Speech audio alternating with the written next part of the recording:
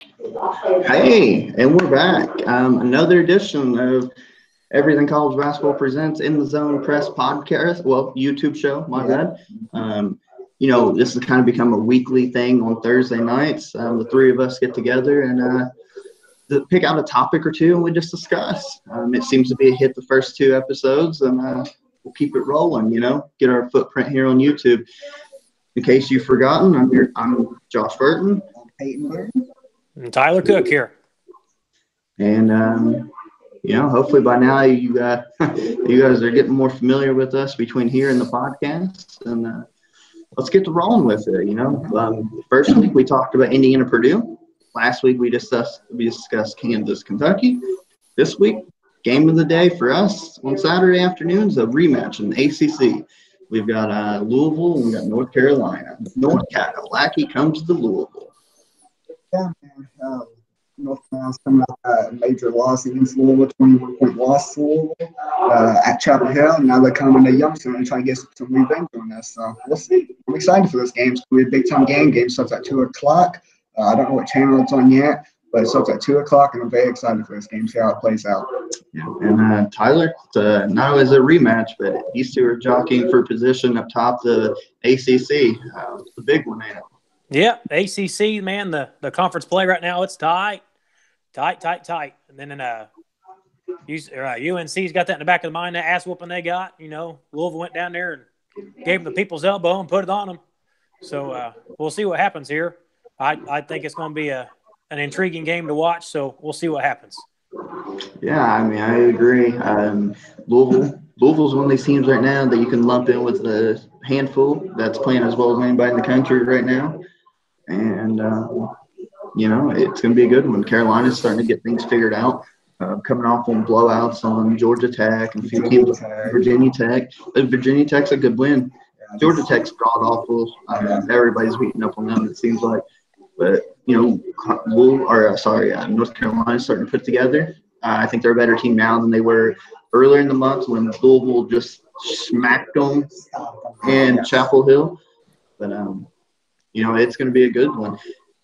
Peyton, go ahead. I know you got some stuff to say on this. This is your Cardinals, so yeah. I know you got some interesting stuff to talk about here. Yeah, before I start, I have the live chat on my other laptop right now, so if you guys got any questions, feel free to ask us. I'll put them on the YouTube channel here.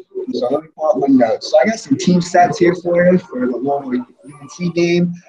I found on KingPong.com. First of all, Louisville averages 35.7% from three. UNC averages 37.9% from three. So Carolina's actually shooting better from three than Louisville is right now. Next up, we got Louisville has 3 players in double figures. UNC has 4 players in double figures. If I remember correctly, the players for Louisville is Jordan Noah, Christian Cunningham, and Dwayne Sutton, I believe. And Yep. It's Cameron Johnson, Kobe White, Luke May, and I don't remember the other dude's name. So if I had to take a guess, I don't have the stats up front of me. If I had to take a guess, it's probably Nasir Little or it might be. I know it's definitely those 3. I don't remember the 4th one, so my apologies. So, I got 3 players, double figures for Louisville, 4 players for Carolina. Next up, we got UNC is ranked 12th in offensive efficiency. Louisville is ranked 13th. So right there, 12 and 13 behind each other.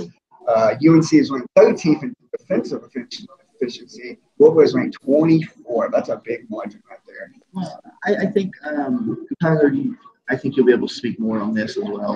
The offensive efficiency, these two are right there, 12th for North Carolina and 13th for Louisville. Basically, what that's saying is per 100 possessions, how many times are teams scoring per 100 possessions? And that would rank North Carolina 12th, Louisville 13th, which out of 353 teams in Division I men's basketball, I'd say these two are pretty damn good at scoring the ball efficiently. They don't have a whole lot of empty trips. Normally, if on their offensive end, they'll find a way to make a jump shot, make a 3, get a layup, find a way to put the ball in the bucket. And Tyler, that's obviously a big key to winning any ball game. Oh, yeah, and these guys, they like to push a tempo as well. North Carolina, they average 13.9 seconds per possession. They're pushing the ball down the court. National average is 17.3, and Louisville's right there on it. They're at 17.4 seconds per possession. So that's another factor too. You know, you're down there and you're pushing the ball. You get open layups on fast breaks. Things open up, and I think that is a factor to the efficiency of their games by spreading it out and getting quick buckets. Yeah, I agree. The pace of play will be very, very interesting on Saturday. Both teams obviously want to get after it. Carolina, I think, a little bit more than Louisville does. So I think that's going to be key. And you were talking about the defensive efficiency ratings. Carolina ranks better than Louisville right now. Just basically, from my understanding of the whole efficiency stats, the way Ken Palm does it, basically North Carolina is just getting more stops per 100 possessions than Louisville, forcing, combination of getting stops, turnovers, steals, all that. But again, 13th and 24th out of 353 Division I men's teams, it's pretty damn good. It's pretty good. So, looks like we got some individual stats for you guys. Cameron Johnson is 5th in true shooting percentage in the ACC. Christian Cunningham is actually 11th. And Jordan Noah is 15th, I believe. So, also, Cameron Johnson is 2nd three-point percentage, 47.6% in the ACC. So, he's shooting the ball lights out from the three-point right now. Yeah, I think that's big, especially net. Kind of weird. As much of the game has transitioned to a lot of teams shooting threes, kind of the NBA model, there's not a lot of teams that shoot the ball well right now in college.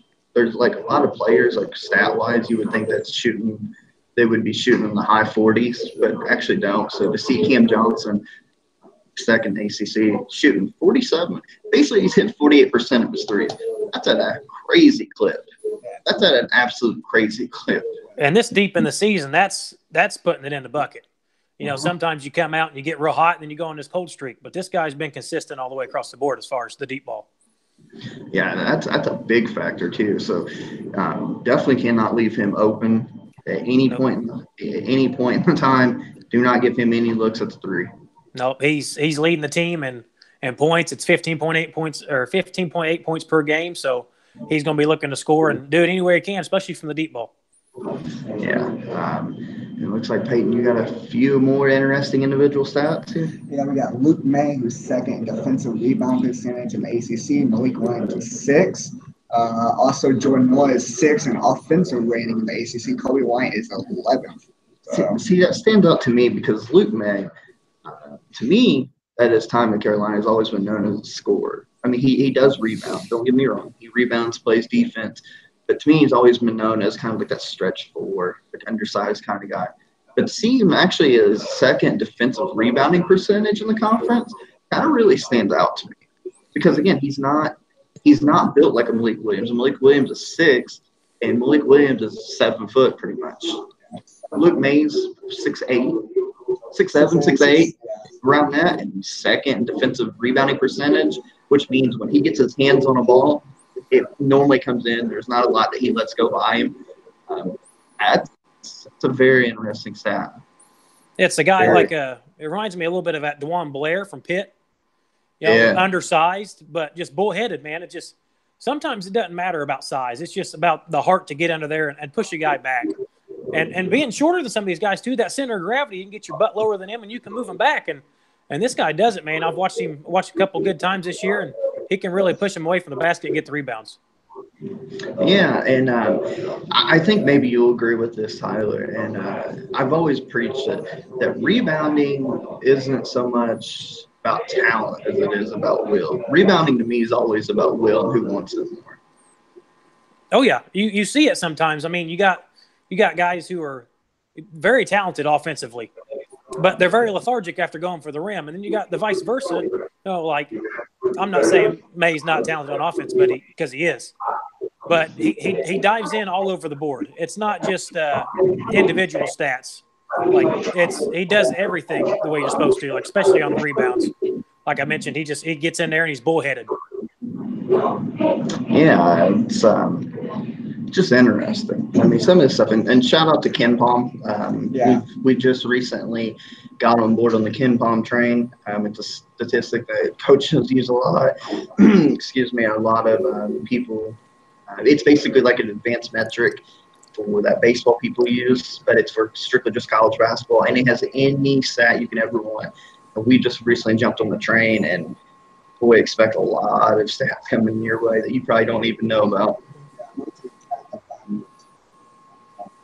Yeah, and we forgot to mention right at the top of the show, this is our bad, but hey, again, second week in a row, this episode is presented by Applied Right Painting Services, serving the greater Indianapolis region.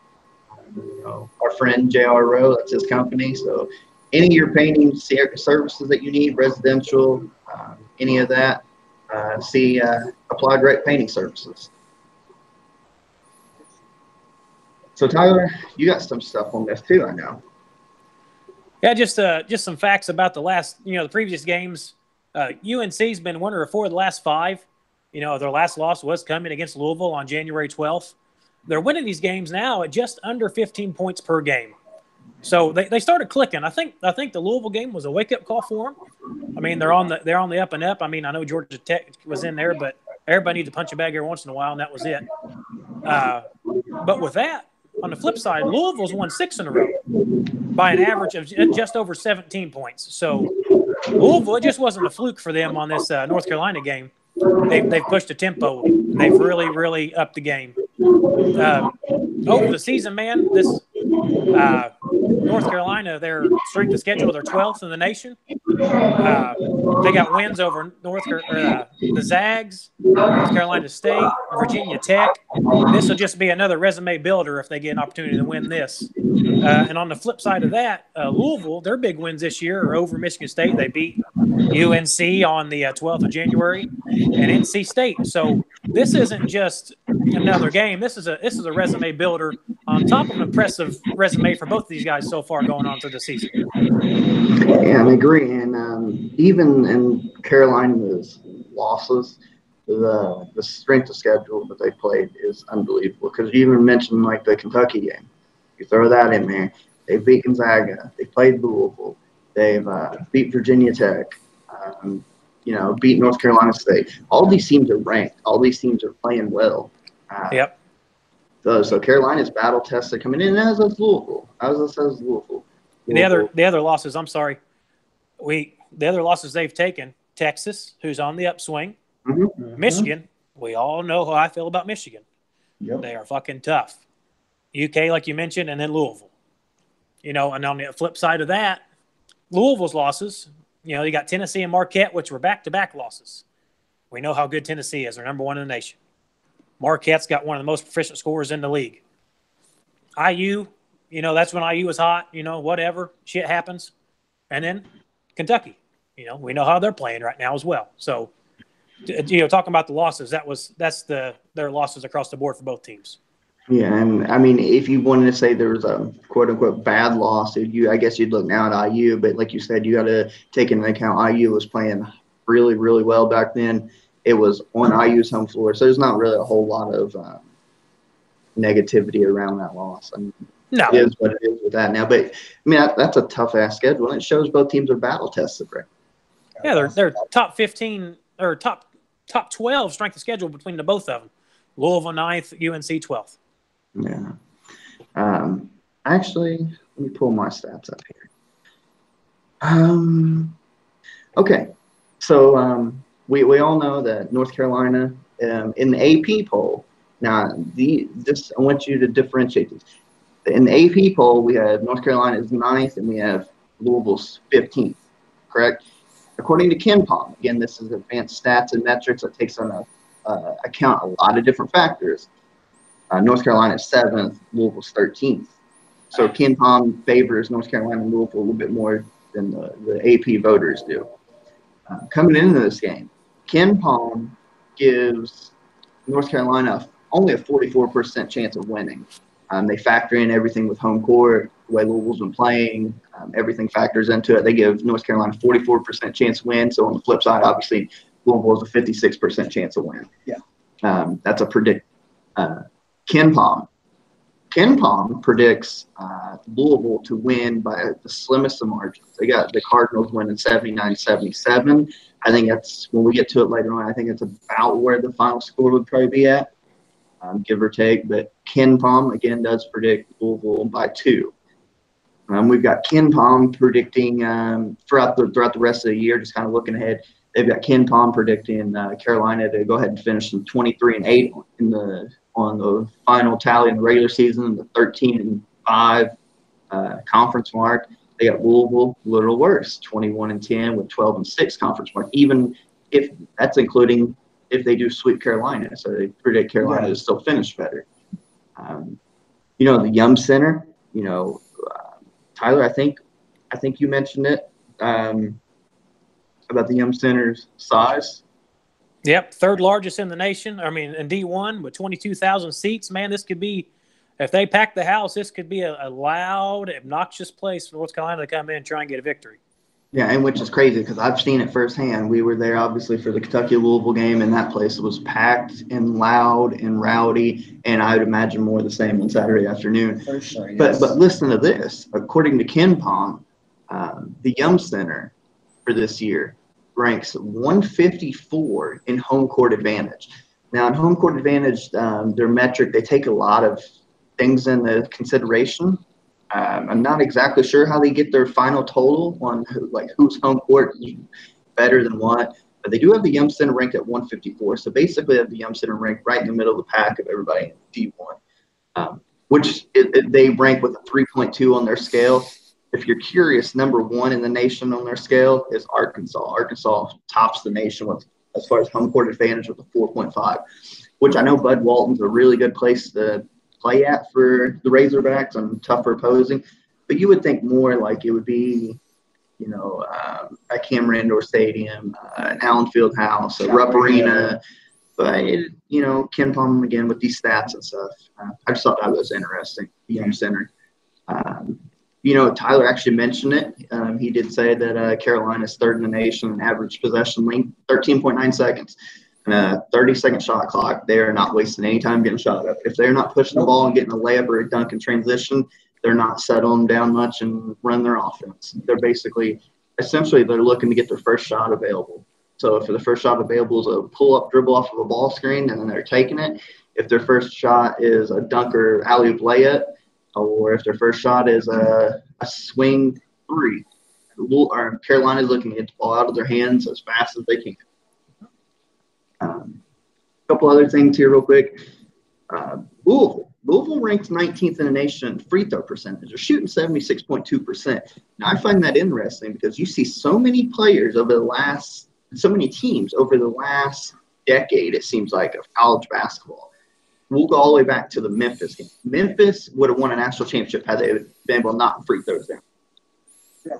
And then ever since then, it seems like it's an epidemic in the college and pro level where free throw shooting's killing teams. So for Louisville to be in the top tier of the nation, shooting 76%, that's pretty good for a team average.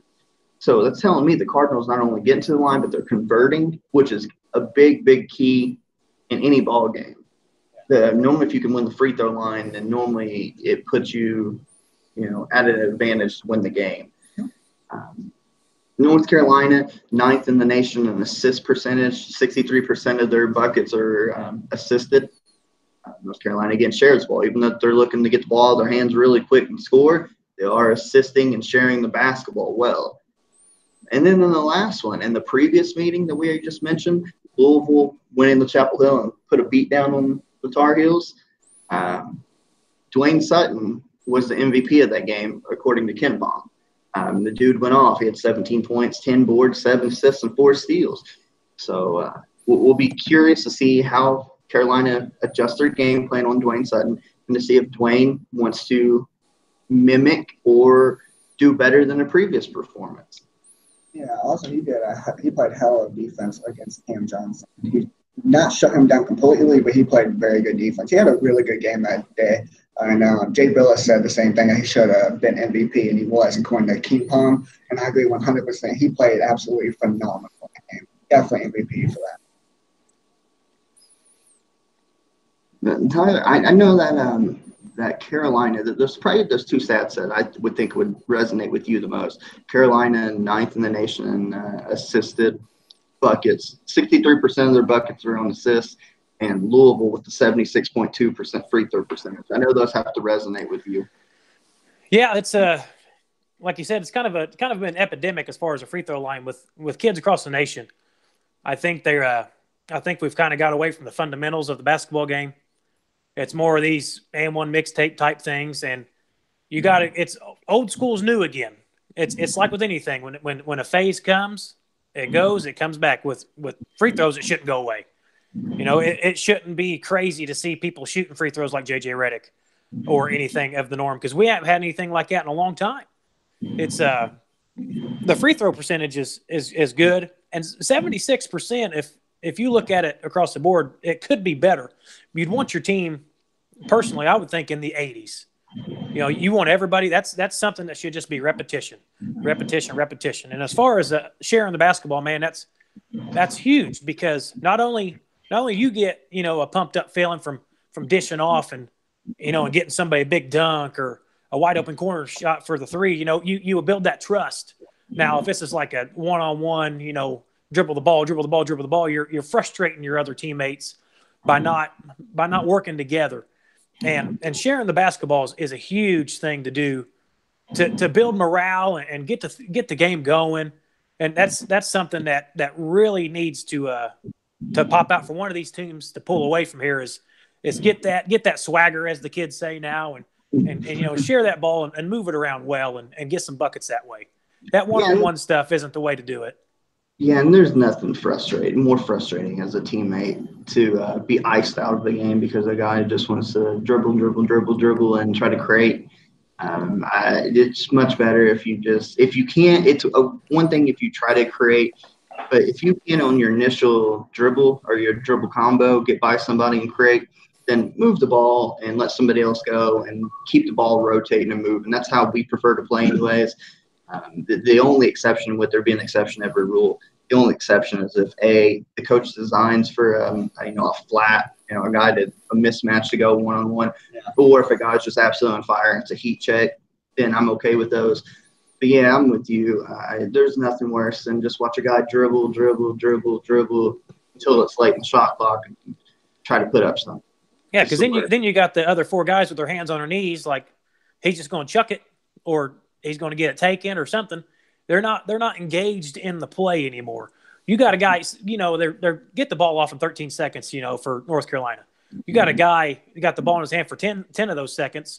It doesn't work that well. It's just something that's not it doesn't get the flow of the game. No, I agree with that. I agree.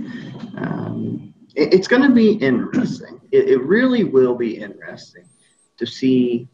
If I'm Carolina, I take that loss personally, because not only Louisville come in and beat you, but they smacked you in your own backyard on your own home court and give you the worst loss at home you've had since 2002. 2002. If I'm the players from from North Carolina, I'm looking to come in and give it right back to Louisville. For me, that's the only attitude you have to have. If you're not looking to come into Louisville on Saturday and not just beat them, but hand them a decisive loss like they handed you, then I don't even know why you're stepping on the plane to come to Kentucky for. Yeah, one thing about Louisville is that we're patient on offense. We don't rush the ball, play up tempo like Carolina does. We're patient on offense and we move the ball, and you rarely see anyone from Louisville go one-on-one or go on ISO or anything like that, or dribble the air out of the ball, basically. You never see that. It's always just good ball movement and get the best shot possible you can. We just take our time with offense. We're very patient, and we look for the best shot possible for most situations, at least. Obviously, you said heat. If someone's on the heat check, if Noah's on the heat check, or Ryan McMahon or Sutton, one of those two, you might see occasionally someone like Chris Mack is like, hey, ISO, if he sees a matchup he likes, or Jordan Miller might call it. Maybe every once in a while, but most times you just good ball movement and patient offense. Yeah, and you can it attests to that on their field goal percentage from inside the arc. They're shooting 53.2%. That's a pretty damn good percentage. Every other possession you're getting a bucket, and it goes to show off of what you were talking about. To play off of that, they're moving the ball well, they're taking their time, and they're finding the right opportunity to put the ball in the basket. Yeah, and man, this is going to be a real good one. Tyler, what do you think?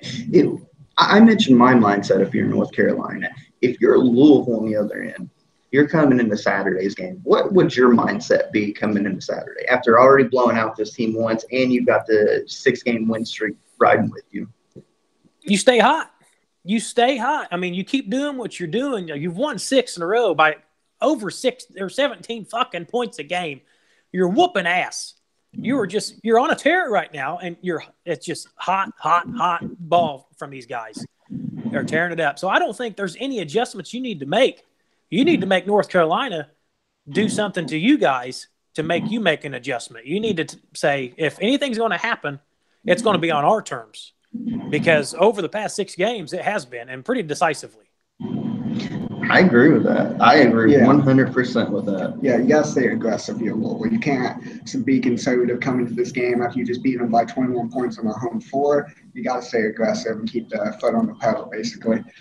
But one stat I seen, I didn't write it down, but I actually remember it. North Carolina in that game went 3 from 22 from three-point. That's 17%. That's garbage. You're North Carolina or any team. That's terrible.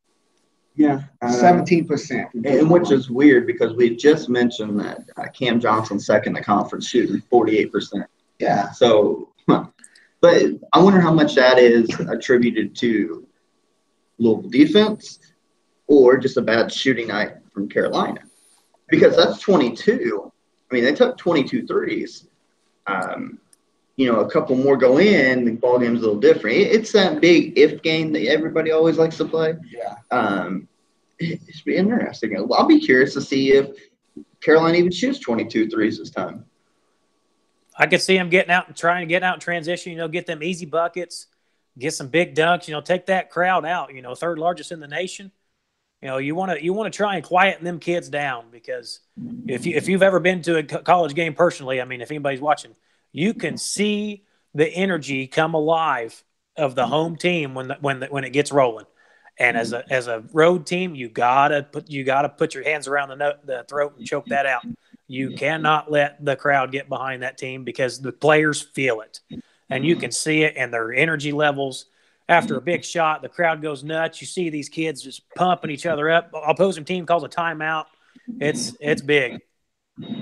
Yeah, and I don't care what anybody says. Momentum's a real thing. Yes, for sure. I mean, momentum is a real thing. You just like Kyler said, you can feel it starting to turn. Ever since Kentucky lost, we won 6 in a row, man. Beat up on Georgia Tech, just beat up Wake Forest a couple of days ago. Hot right now had a big win against NC State at home. Well, I'm even talking about in game. Like you can tell. Like if say Carolina jumps out early, they're up 10, 12 points. And then Louisville starts to make a run. They're starting to make a run. They're putting buckets together, getting stops together. Then they're within 3. Then all of a sudden it seems like momentum's a real thing because then it seems like everything starts going in.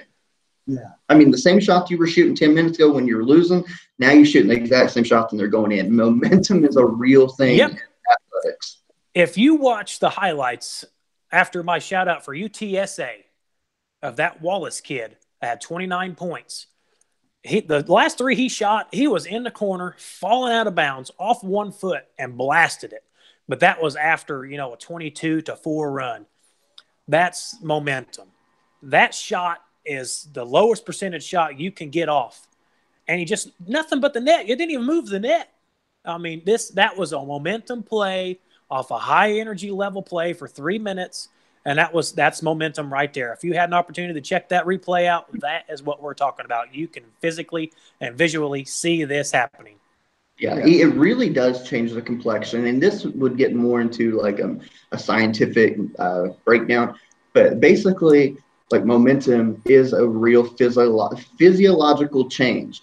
You can start feeling better about yourself. You get that crowd pumped up. You can feel like the tension starting to rise. And if you're part of the good side of momentum, like you're more confident, you're calmed down a little bit more. The same shots you're taking, now I feel like everything's going in. It's a real thing.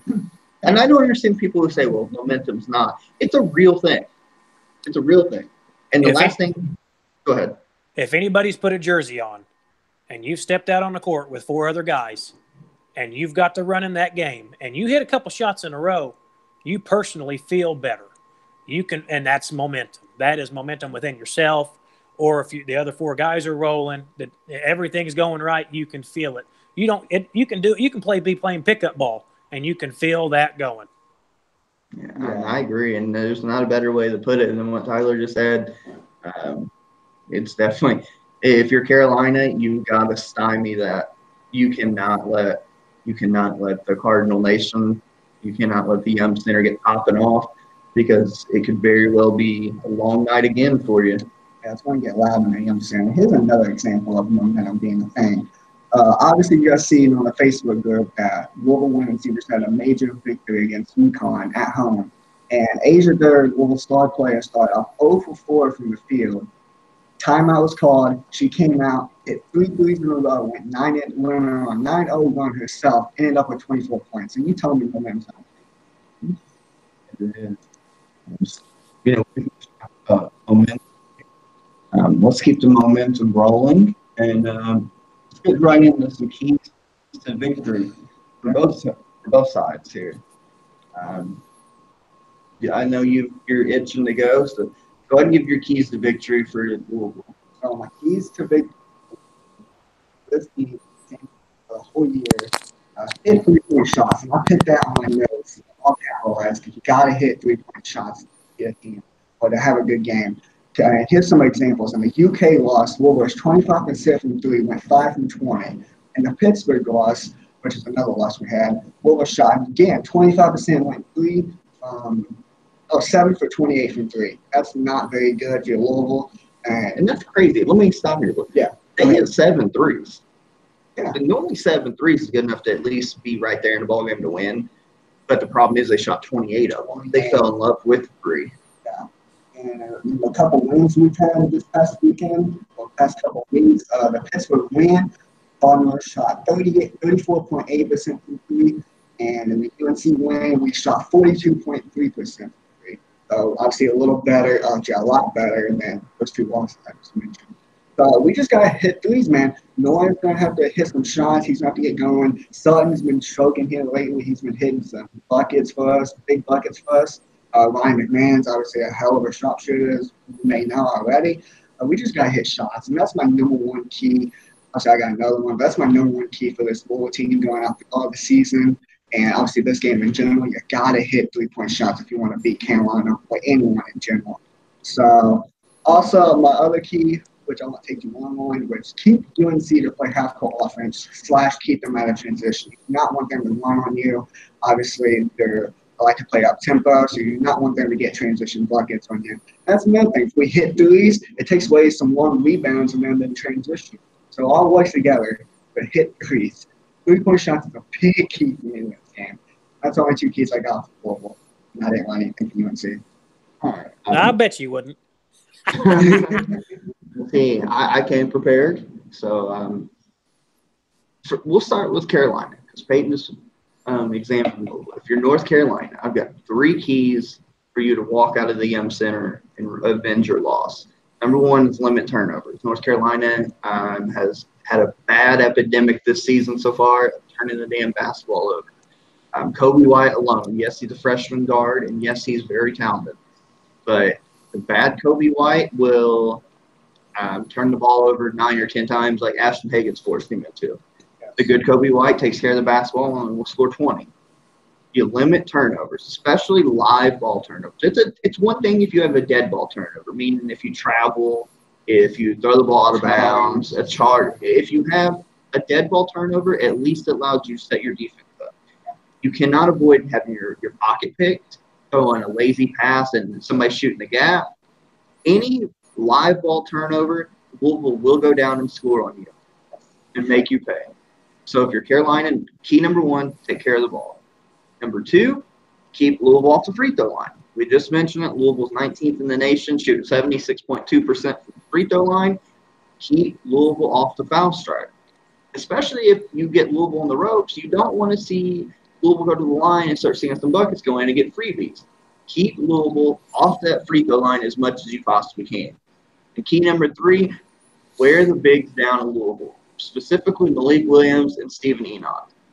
North Carolina has traditionally, under Roy Williams, been known to have their bigs be as good of sprinting the floor and putting their head under the rim as anybody anybody ever running the floor.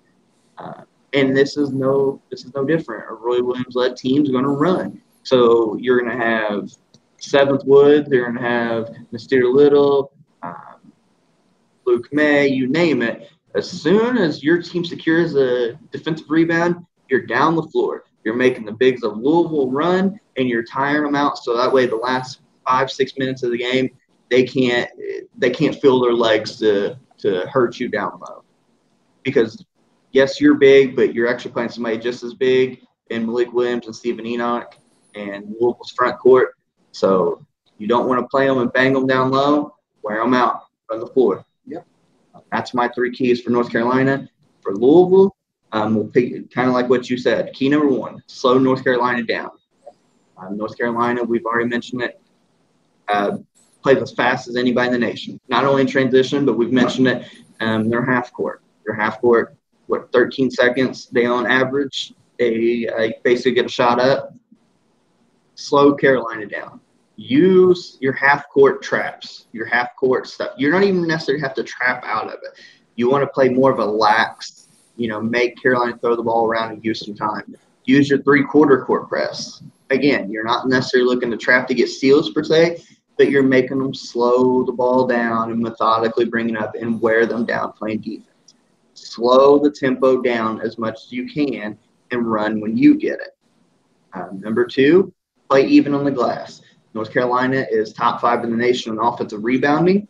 They will crash the glass. It's much akin to Kentucky. They will crash the glass and try to get second, third, fourth opportunities at a bucket. The last thing you want to do is if a team's not shooting the 3-ball well is to keep giving them chance after chance. Crash the glass. You don't have to beat them on the glass. It'd be nice, but you need to at least play them even, especially on the offensive glass. Crash the glass. And key number 3 for Louisville, hit 7 threes or more. And I know you just mentioned in that loss to Pittsburgh, they went 7 of 28. But I still think if Louisville can hit 7 threes or more, as long as they don't shoot 40 or 50 of them, keep it at a nice percentage, like 7 of 21 or 7 of 15 or whatever. If they hit 7 or more or 10 or whatever, then Louisville has a very good chance of winning the basketball game. So those are my keys for both teams if they want to walk away Saturday with a victory. Tyler, I know you're going to kind of piggyback play off of those. So I'm curious to see what your synopsis of the game is. Louisville's key is very, very simple for me. Do what you've been doing for the month of January. You just keep playing your style of ball the way you want to do it. You do everything on your terms, which you have. It's shown 17 points margin of victory in the last 6 over the month. Just keep doing what you're doing. I didn't dive in the numbers on this, but just seeing off of the way they've been playing lately, I don't need to do numbers because they've been playing that well. They got the ball rolling and they're doing everything right that they need to do to be playing Louisville basketball. Now, on the flip side of that, with North Carolina, you got to come in there with a mentality of the underdog. I know your number is higher than theirs next to your fucking name, but they went into your house and beat you by 1 points? 21 points. You got to have the underdog mentality. You got to have that fight mentality. You got to go in there ready for a war because if not, Louisville knows what they can do to you. They're just going to do it again if you don't come in there ready to fight. If you're Roy, if you're Cam, whoever wants to pump this team up, you better get in that team's ass and just tell them it's time to go now or never. I know Luke May doesn't want to go out in his senior year losing 2 in a row to Louisville. I know Cam don't want to either. Nobody on the roster wants to lose 2 in a row to any conference team. It's not their Duke rivalry or nothing, but you do not want that on your resume. So you need to come in there and play like the underdog. Yeah, that's good stuff. And two, we've mentioned at the top of the program, both of these teams are jockeying for conference position. Both of them's right there with a chance to win the conference. This will go a long way to determine who moves up, who moves down. Louisville tied for the conference lead, tied with Virginia, Duke, Carolina, right? Yeah. So those teams are tied. So again, I mean, it's another added layer to this game on Saturday that makes it even more intriguing. So with all that being said, we gave you your keys. We break down the stats. Now it's prediction time. We told you Ken Palm has Louisville 79-77. Let's see what we think. The everything college basketball people, the people who know better.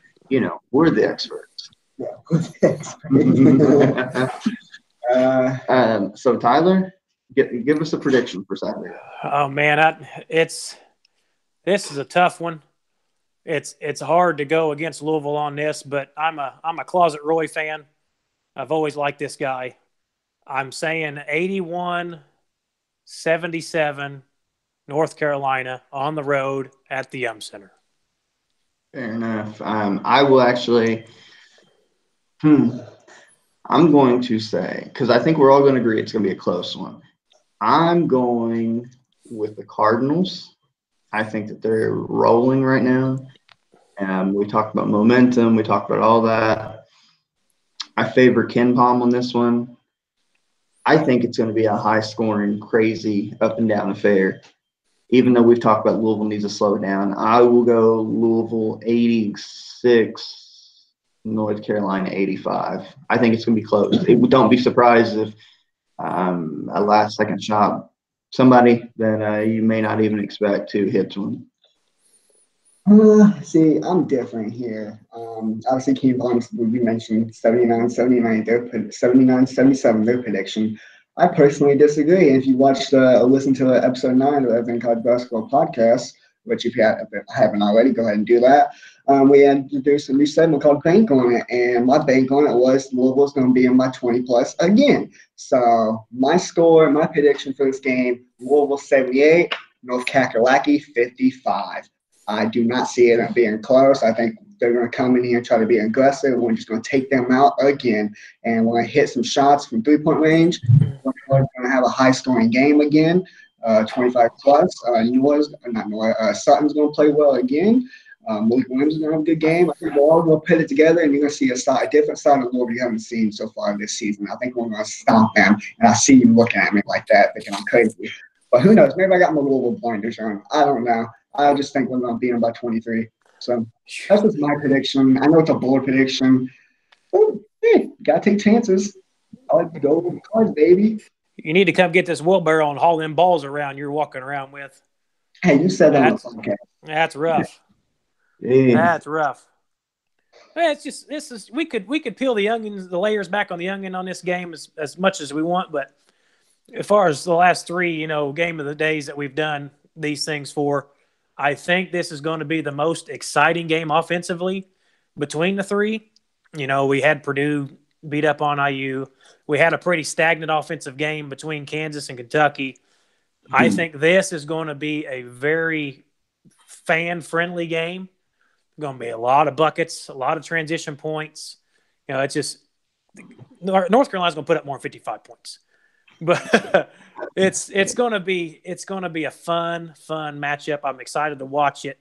I just love the game of basketball, and this is one that's drew my interest. We talked about what game we're going to do for game of the day, and this was kind of our unanimous decision. Just based on a few different factors, how hot they both are, and all this stuff. So this is going to be a very, very intriguing and fun matchup on Saturday. You took it right out of my mouth there. I expect this to be a high-scoring affair. I expect it to be a fun matchup to watch. I expect it to be like a heavyweight fight. Carolina's going to throw some blows, and Louisville's going to counter with some blows, and it's going to go down to the wire. And I expect this one to be an instant classic, really. Hey, I hope it's a good game. I don't want it to be a blowout again. I hope it's a good game. I hope it's a close game. I hope we win, obviously. I don't know. I just see it going different ways than you guys do. Yeah, to each their own. Yeah. Mm-hmm. Yeah. Well, I mean, we kind of got that out of the way. So like we did last week, we'll spend, we'd call this overtime here. We'll spend a few minutes here and just kind of do a quick wrap up from the world of college hoops right now. Man, I feel like we talk about them. I feel like we talk about them every single podcast we do. But it needs to be said. IU has done something now with their loss out on the road to Rutgers last night that in the history of their program, as far as I know, they've never ever done. And they're on a 7-game losing streak now. Now I could be wrong, I could have my information wrong, but as far as I know, they're on a 7-game losing streak for the first time. And it's just they let a team in Rutgers. Okay. Now, I know Rutgers plays physically on defense, but a team, since they came into the conference, they finished at the bottom each of the last 3 or 4 years. They let a team in Rutgers go on a 22-0 run on them. Tyler, that is like Kansas going on the road and playing, you name it. And back in the old Big 12 days, playing Nebraska back when Nebraska was hot garbage and letting Nebraska go on a 22-0 run on you. That's awful. Yeah, it's not looking good. I don't want this to be the demise of Archie. I keep beating this dead horse here, but you can't let this. You can't be hooting and hollering about wanting this guy to do this and do that. It's a hard fucking job. It is a hard job, and if any of us got the clipboard for that team, what can you do? What can you do better? You know, everybody out here getting mad. I know they're bad, and but they're on paper they're not. They got the pieces to do things. It's just falling apart, and I don't understand why. I keep trying to wrap my mind around it. And I'm not even an IU fan. I'm not fond of this team. I never have, but it's hard to see because I can see the potential, and I know it's there.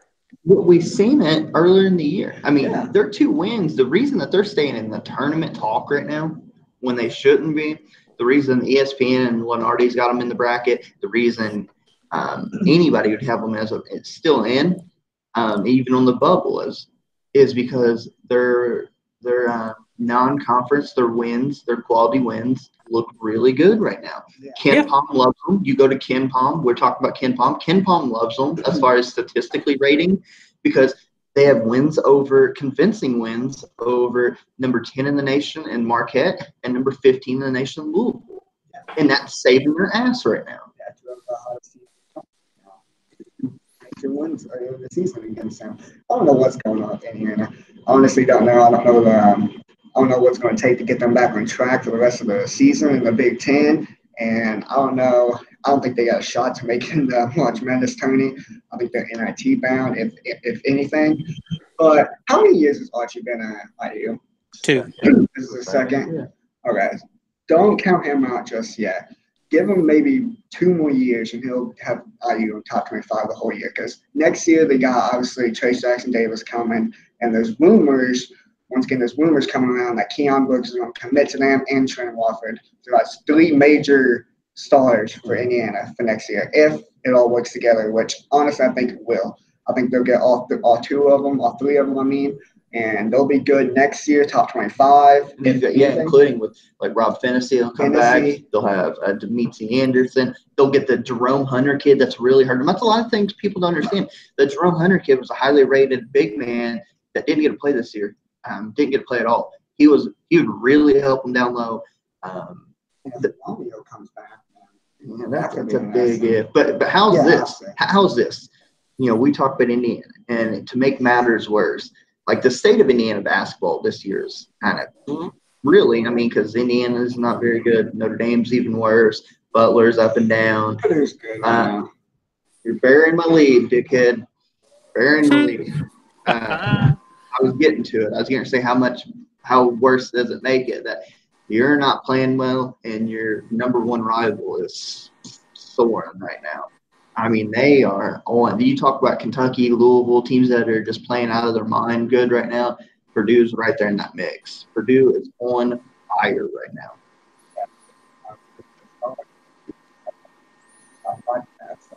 They're doing well right now. They just beat NC State by 9 with team confidence in that game to be the exciting game today. And it ended up went to overtime. 99-90 was the final score. Purdue's playing as well as anybody in the nation right now. Coming off that big win, beating up on Michigan State. They've won like 7 of 8 or 8 of 9 now. They're right there for the Big Ten lead.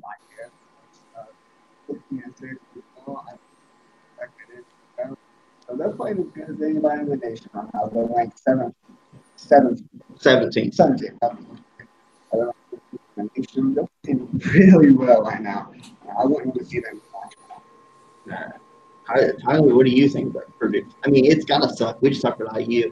It's got to suck even doubly that right up the road in West Lafayette, your number one most hated rival is starting to really kick it in and kick ass right now. And that should be a thorn in their hip, man. Be like, we know what we're capable of. We're not performing, and then right up 65, we got West Lafayette down there in Purdue. They're just tearing it up. They're, like you said, Michigan State wins. They're on a hot streak. You just, whenever we played ball and we could see other teams playing well, we wanted to match that and stuff like that. You just don't see the passion anymore. They're very stagnant. There's a lot of things going on in Bloomington that we can see and we probably can't see as well. There might be some stuff in the locker room going on. One kid got suspended. It's a terrible time to be a fan for that team, in the moment. But in the very near future, I can see it being a total 180.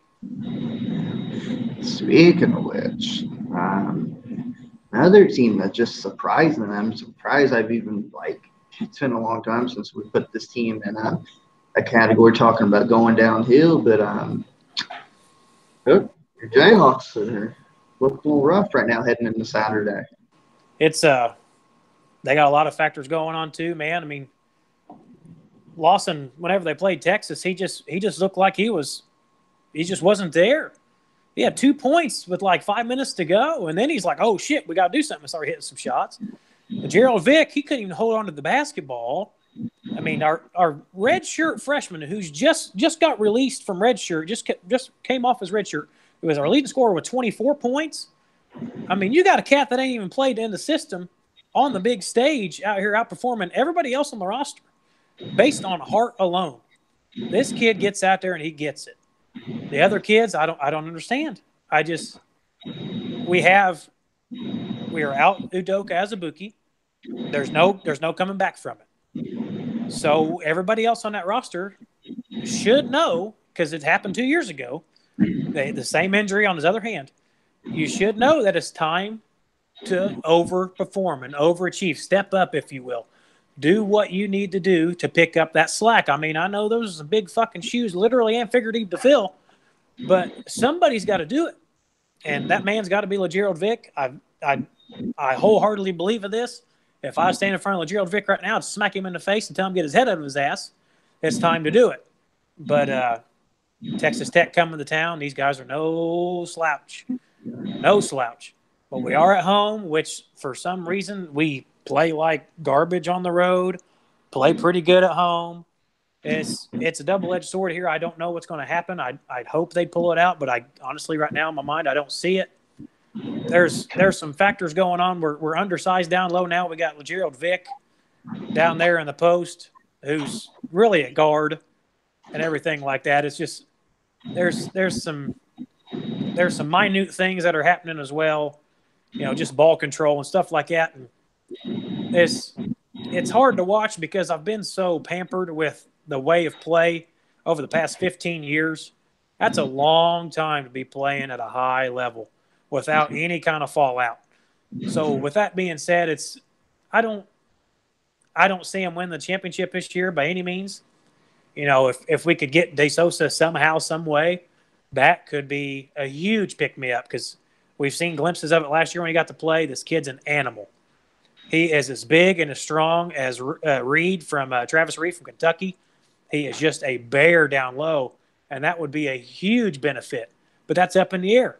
So Kansas right now, I don't know what's going on with you.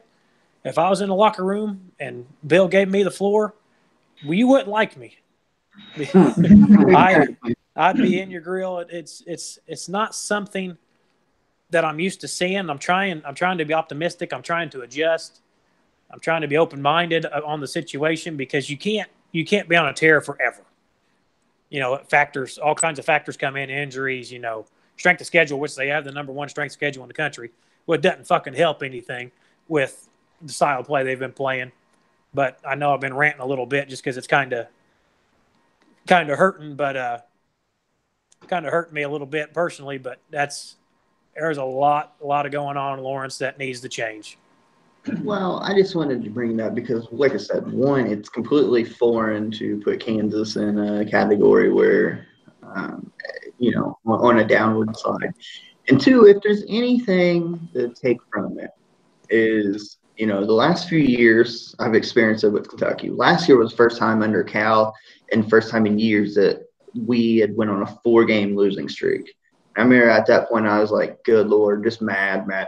But as, towards the end of the back half of the year, we were able to put together, knock off Tennessee, SEC champions. Of course, we had a path to the Final Four that opened up for us and faded out. But what I'm getting at is that there's still lots of time left. Kansas can figure it out. I don't know. It's so weird because for a team, and we've mentioned it many times on the podcast, for a team that has so many individual guys who I really think can shoot the basketball, they're not hitting like I think they should. And deep diving into KenPom last night, they rank 104 in team three-point percentage, shooting like 35%. Yeah, that's 35.7, same as Louisville. So, like, the stats don't lie, but it's so odd that have so many guys who have potential to really go off, and I don't know the problem, and I don't know if maybe they need to start hitting more or taking more, or if they just need to lock down. It's the weirdest thing because we're not used to seeing Kansas like this. No, and you've got a game on the horizon Saturday, which should you lose again to Texas Tech, now you're 2 games back in the Big 12, and it really does put into question if you're going to win another one for 16 year in a row. And typically we have at least 2 players that's played 2 years or more together, and we don't have that in the starting lineup. You got Dotson, freshman. You got Grimes, freshman. You got Vic, who came back after wanting to go to the league and didn't.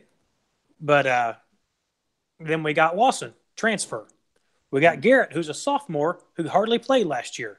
So we don't have that connectivity between a couple of guys that can really be like, man, this is Kansas basketball. This is what needs to be done. This is what needs to be done. It's kind of a new thing. And then our redshirt freshman that just got pulled, he's brand new. Charlie Moore is a transfer from Cal. We don't have the this is really like a team full of freshmen, trying to coexist. And I know Lawson's a junior and all this, but as far as playing together, this is their rookie freshman year together. Yeah, it's just a weird demeanor.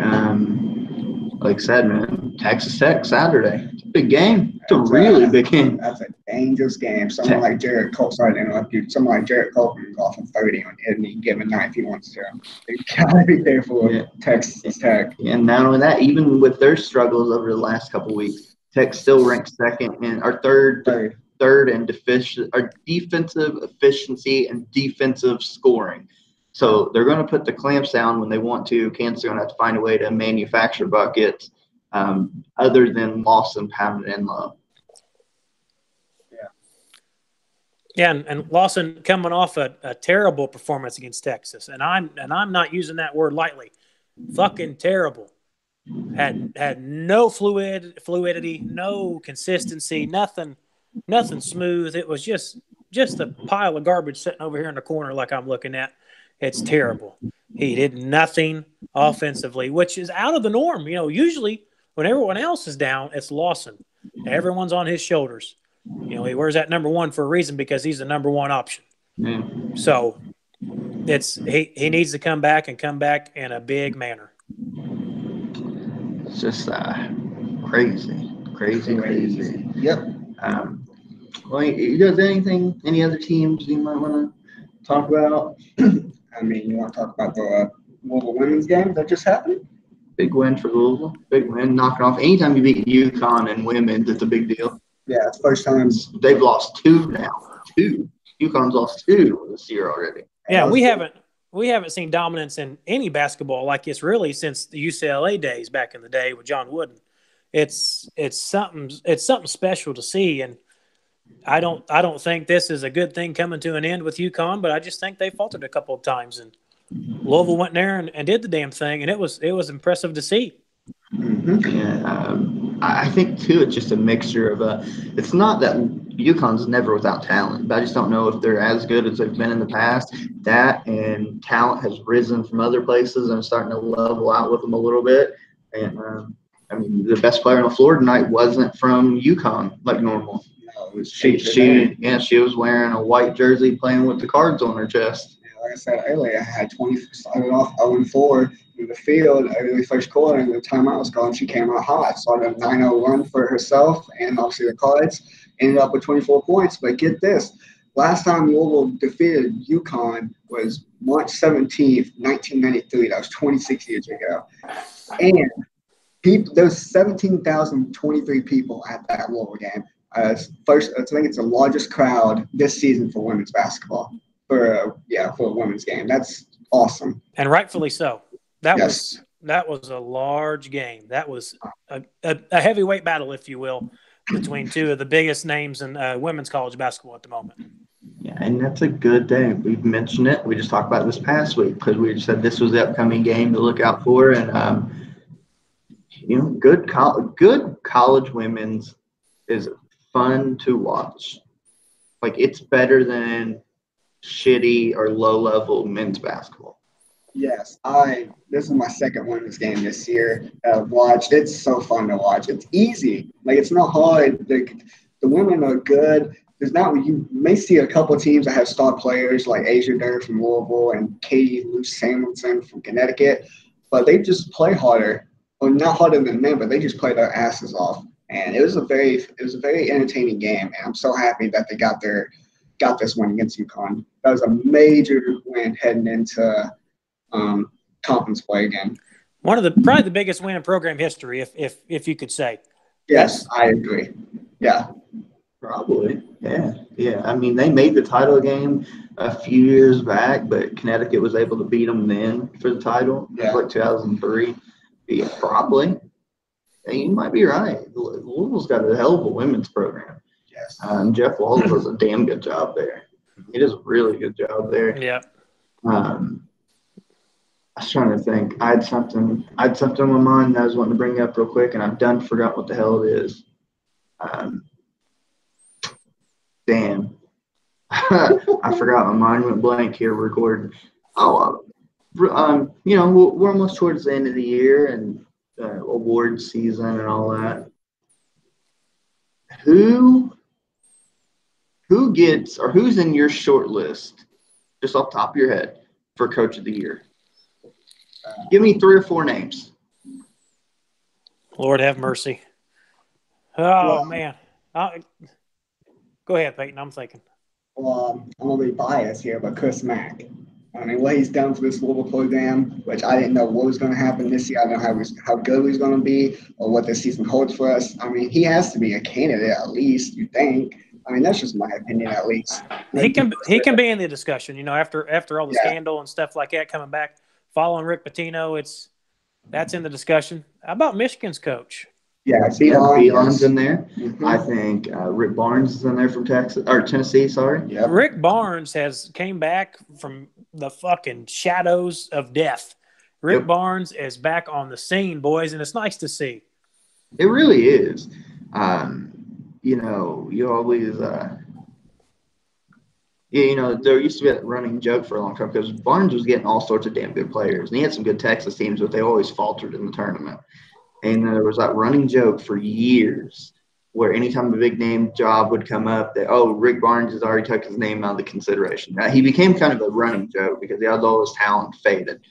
Then he came back home to Tennessee where he is alma mater and all that, and he's just rejuvenated. And Tennessee's rolling. I think Rick Barnes is definitely deserving on that list. I think Matt Painter's on that list. With the turnaround he's able to do at Purdue, I think he's on that list. Yeah. For sure. And I'm sitting here trying to think. I think Scott Drew should be on there for right now. I think the turnaround in Baylor's program right now, Baylor's right there in contention to win the Big 12. They're on a roll. They're playing. They went to Oklahoma on Monday and pounded Oklahoma. absolutely smacked Oklahoma around. Yeah, they're no slouch this year. Oklahoma isn't a bad team at all.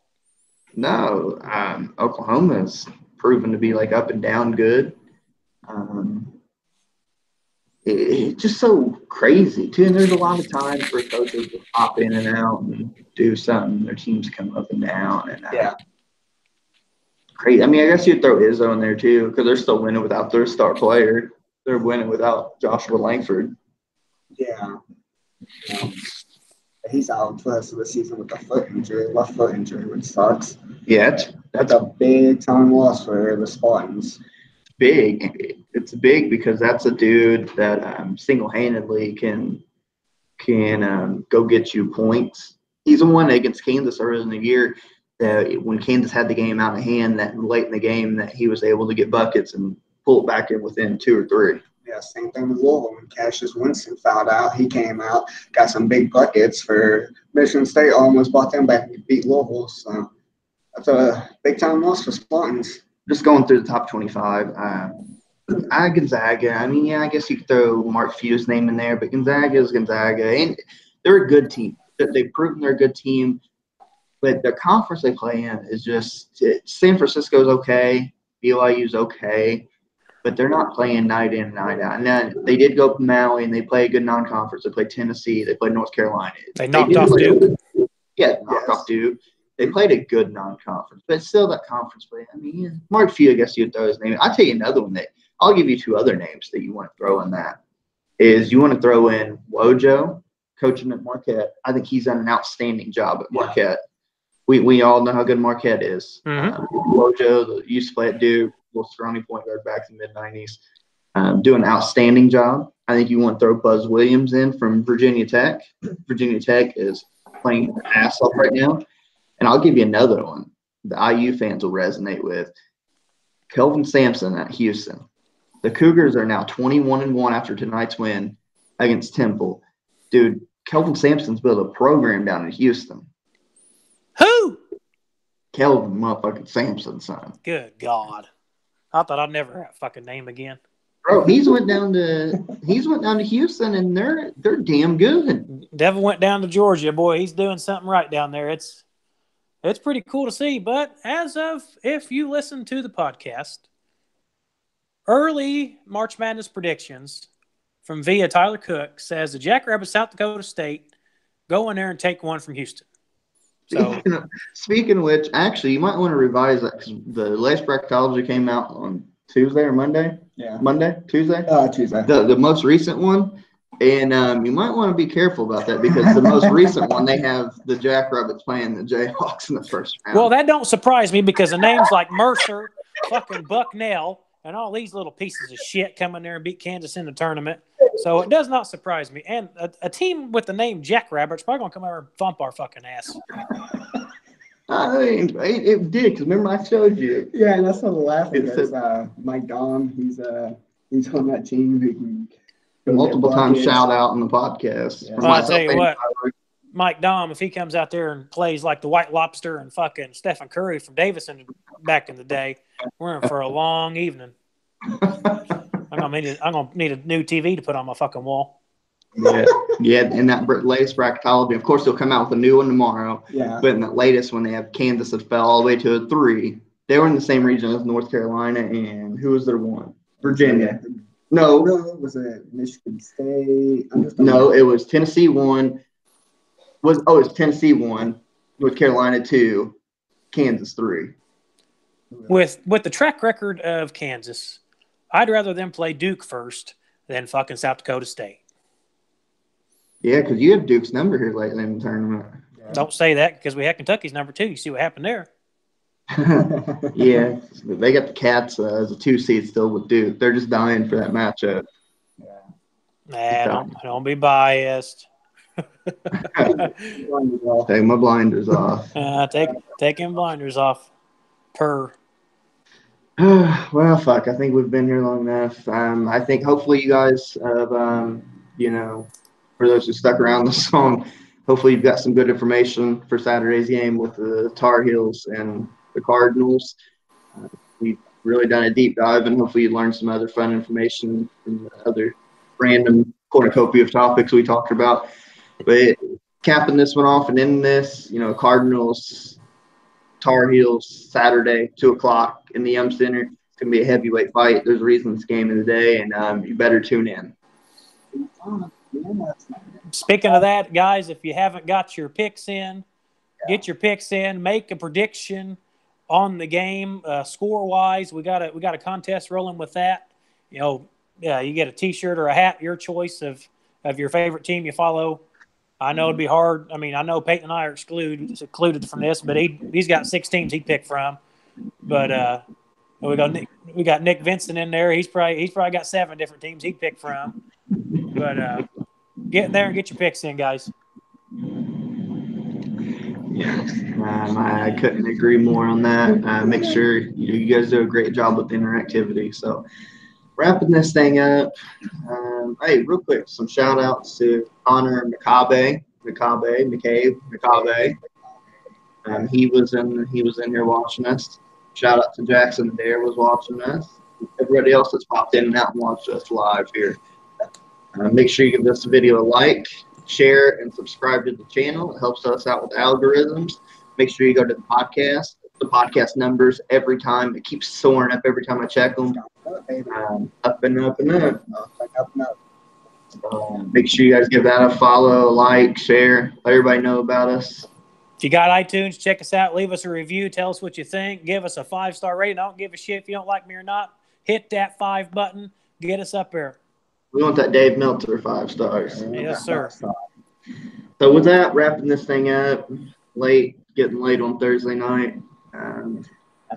For that, we're Everything College Basketball. I'm Josh Burton. I'm Peyton Burton. Mr. Tyler Cook. We will catch you Sunday live and in living color. Boom.